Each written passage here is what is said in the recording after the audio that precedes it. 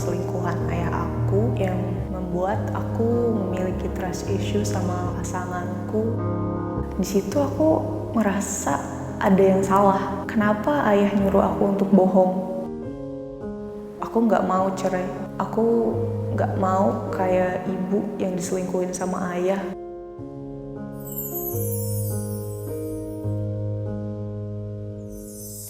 Hai Bun, kembali lagi sama aku Caca Tengker di program Ciao With You. Ngomong-ngomong, aku mau tanya kabar kalian dulu nih. Gimana kabarnya hari ini? Kalian bisa tulis di kolom komentar ya. Pokoknya aku harap kalau misalkan kamu lagi gak baik-baik aja, kalian bisa lekas membaik. Walaupun gak harus langsung baik, gak harus sekarang juga, tapi insya Allah pelan-pelan bisa. Ingat ya Bun, ngerasa sedih, marah, kecewa, takut, itu nggak apa-apa banget loh. Ngomong-ngomong, kalian udah nonton Ciao With You yang lain belum? Kalau belum, jangan lupa ditonton ya. Semoga dengan adanya program ini, kalian bisa saling support satu sama lain. Di program ini, semua cerita bisa kamu bagikan. Seperti teman kita nih yang sekarang lagi mau membagikan ceritanya hari ini.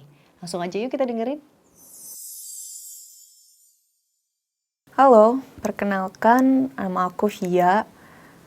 Sebelumnya, makasih Mbak Caca udah ngasih aku kesempatan untuk cerita di program Ciao With You. Jadi aku mau cerita soal kejadian di masa kecil aku yang tanpa aku sadari sampai sekarang sangat berdampak banget ke diri aku. Jadi kejadian yang aku maksud ini adalah tentang perselingkuhan ayah aku yang membuat aku memiliki trust issue sama pasanganku dan juga semua laki-laki yang pernah dekat sama aku.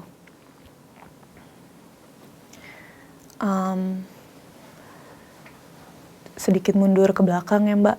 Jadi aku ini anak tunggal dan sebagai anak tunggal perempuan, aku tuh deket banget sama ayahku. Aku selalu kemana-mana sama ayahku dan ngelakuin apapun sama ayahku. Bisa dibilang aku ini daddy's little girl. Keluarga aku juga sangat harmonis. Sampai waktu aku kelas 3 SD, aku dengar percakapan ayahku dengan seorang perempuan di telepon yang percakapannya itu cukup mesra. Tapi aku yakin kalau itu bukan ibu aku. Cuma karena waktu itu aku masih kecil, kelas 3 SD, aku belum paham, aku belum ngerti apa itu selingkuh atau perselingkuhan. Jadi setiap aku keluar pergi dengan ayahku tuh sering banget nelpon perempuan ini. Sampai aku hafal banget sama suara perempuan ini. Waktu itu aku ngerasa aneh, cuma karena aku belum paham, jadi aku biarin aja. Sampai akhirnya waktu aku kelas 6 SD, ayah aku mempertemukan aku sama wanita yang suaranya sering aku dengar di telepon ini. Dan semenjak itu kita sering keluar bareng, jalan bareng.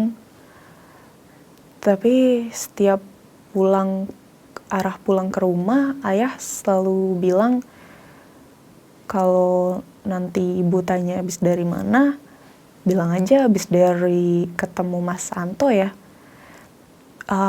Di situ aku ngerasa ada yang salah. Karena kenapa ayah nyuruh aku untuk bohong? Tapi karena sebagai anaknya, waktu itu aku cuma nurutin ayah. Dan aku juga karena deket banget sama ayah aku nggak berani bilang sama ibu soal keresahan yang aku rasain ini. Karena aku tahu kalau aku bilang ke ibu, ibu sama ayah pasti bakalan berantem dan mungkin bakal cerai. Dan itu adalah mimpi buruk aku. Tapi akhirnya waktu aku lulus SD, ibuku tahu entah dari mana. Waktu itu aku lihat ayah dan ibu bertengkar hebat di rumah. Pertengkaran yang gak pernah aku lihat sebelumnya. Waktu itu aku takut, tapi aku cuma bisa nangis di pojok kamar. Sejak kejadian itu, ayah gak pernah pulang. Dan yang aku tahu, ayah dan ibu udah bercerai. Sampai sekarang, aku ngerasa bersalah banget sama ibu. Karena dari dulu aku udah tahu soal perselingkuhan ayah. Tapi aku gak ngomong apa-apa sama ibu. Karena aku takut mimpi burukku jadi kenyataan. Setelah perceraian ayah dan ibu, aku jadi memiliki trust issue sama pasanganku dan semua pria yang pernah coba untuk hadir di hidup aku. Karena yang ada di pikiran aku adalah semua cowok tuh sama aja. Banyak cerita yang aku dengar dari korban-korban perselingkuhan. Kalau biasanya mereka akan jadi posesif. Tapi aku ini beda. Aku malah jadi cuek dan apatis. Aku malah berpikir kalau gue akan nyakitin lo sebelum lo nyakitin gue. Karena gue yakin lo pasti bakalan nyakitin gue nanti. Dan hal ini terus terjadi sampai 3 tahun lalu aku ketemu sama pasangan aku yang sekarang ini. Dia orangnya baik banget. Sulit untuk cari celah keburukannya. Sampai meskipun aku sering kambuh cari masalah dan sampai bikin statement, lo tuh akan sama aja kayak bokap gue. Dia gak pernah marah. Dia malah selalu ngebuktiin kebalikannya. Jadi sekarang ini dia ngajak aku ke jenjang yang lebih serius. Makanya aku ngerasa aku butuh cerita ke Mbak Caca. Aku harus apa ya? Susah banget untuk ngilangin pemikiran kalau semua laki-laki itu sama aja. Jadi waktu dia ngajak aku untuk ke jenjang yang lebih serius, yang ada di pikiran aku tuh, aku gak mau cerai. Aku gak mau kayak ibu yang diselingkuhin sama ayah. Ayah dulu baik, tapi tetap selingkuh. Pasanganku sekarang baik, tapi dia pasti akan selingkuhin aku kan, Mbak? Mbak Caca, tolong. Aku harus gimana? Hai Via, thank you banget ya kamu udah sharing di Chow With You. Aku tadi dengerinnya mungkin banyak yang nonton juga, ngedengerinnya mungkin ini pengalaman yang luar biasa banget ya yang kamu lewatin. Karena yang aku tahu dampak dari perselingkuhan orang tua pada anak itu memang besar banget. Apalagi di masa tumbuh kembang anak, yang anak tahu bahasa cinta itu belajar dari orang tuanya. Gimana kita memperlakukan orang lain, gimana kita memperlakukan orang yang kita sayangin, yang mau kita jaga, itu dari orang tua kita. Tapi ternyata ada pengkhianatan di situ. Mungkin di situ Via merasa kok kayaknya ini sebenarnya nggak gini ya harusnya gitu. Dan itu yang bikin jadi mengganjal mungkin dari Via kecil sampai sekarang. Apalagi ada pengkhianatan yang anak kecil biasanya taunya kasih sayang itu mutual gitu antara satu orang ke orang lain. Dari ayah ke ibu, dari ibu ke anak, dari ayah ke anak, dari anak ke ayah dan juga ke ibu gitu. Dan biasanya ini ada rasa saling menghargai, dan rasa memiliki satu sama lain yang cukup kuat. Tiba-tiba kok ada satu sosok orang tua kita yang kita percaya banget ternyata mengkhianati satu sosok yang kita sayangi juga gitu. Dan kita merasa di situ terlibat dalam pengkhianatan ini karena kita nggak bisa ngasih tahu. Karena kita takut orang tua kita kecewa. Kita takut yang jadi penyebabnya itu kita. Padahal itu adalah tanggung jawab ayah kamu sendiri, bukan tanggung jawab Via dengan masalah pengkhianatan tadi, dengan masalah perselingkuhan tadi. Tapi memang dampaknya di setiap anak bisa berbeda-beda. Ada yang punya masalah trust issues yang jadinya lebih posesif, mungkin bisa jadi. Tapi kalau Via merasa jadi maunya menghindar dan maunya menyakiti. Sebenarnya itu dasarnya dari luka yang sama, luka pengkhianatan tadi. Sehingga kalau yang satunya takut banget dikhianati sehingga merasa harus mengontrol semuanya, jadinya lebih ke arah posesif. Mungkin Via merasanya harus menyakiti duluan, itu sebagai pertahanan kamu sebelum kamu merasa disakiti. Sehingga ketika disakiti mungkin rasanya udah terprediksi gitu.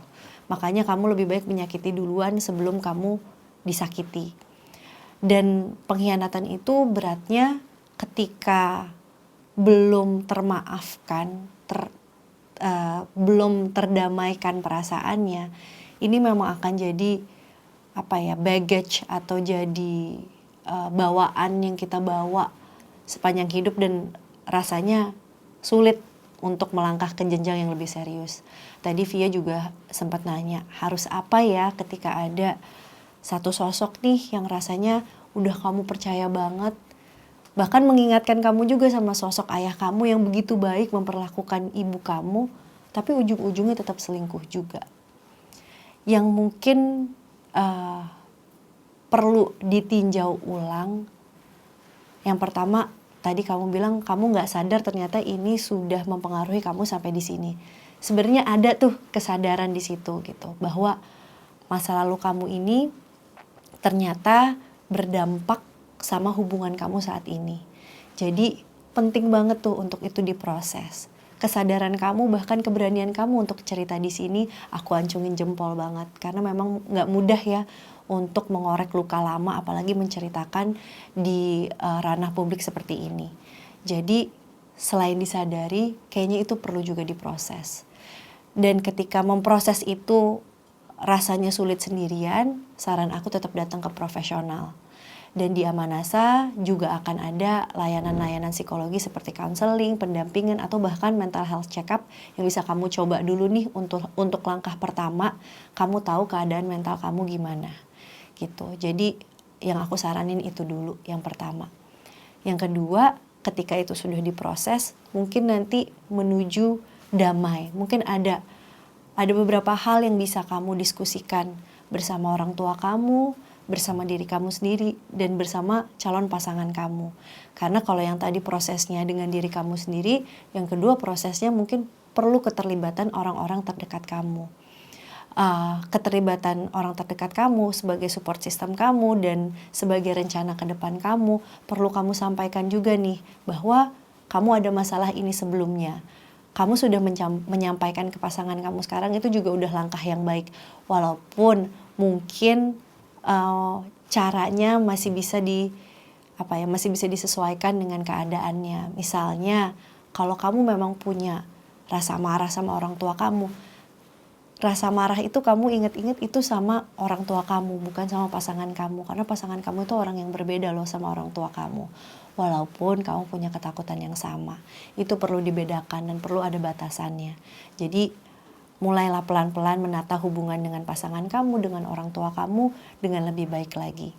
Yang ketiga, kalau yang tadi pertama udah proses diri, yang kedua berdamai dan juga menata hubungan dengan support system kamu, mungkin yang ketiga yang bisa kamu lakukan adalah memberikan batasan yang jelas gitu ya sama calon pasangan kamu untuk ke jenjang yang selanjutnya. Karena zaman sekarang ketika mau menikah memang banyak ya pertimbangannya. Tapi batasan yang jelas itu perlu didiskusikan dari awal. Misalkan hal apa sih yang kamu suka, hal apa yang kamu nggak suka, hal apa yang akan merusak hubungan kamu dengan pasangan dan bagaimana cara mempertanggungjawabkannya. Itu bisa dibahas tuh di awal sebelum kamu menuju ke jenjang yang lebih serius. Karena memang nggak gampang ya.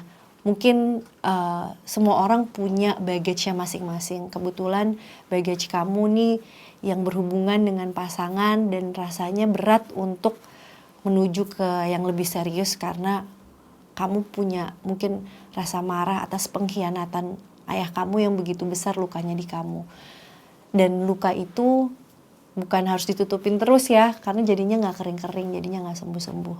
Tapi memang harus dirawat, harus diobatin. Caranya memang pelan-pelan.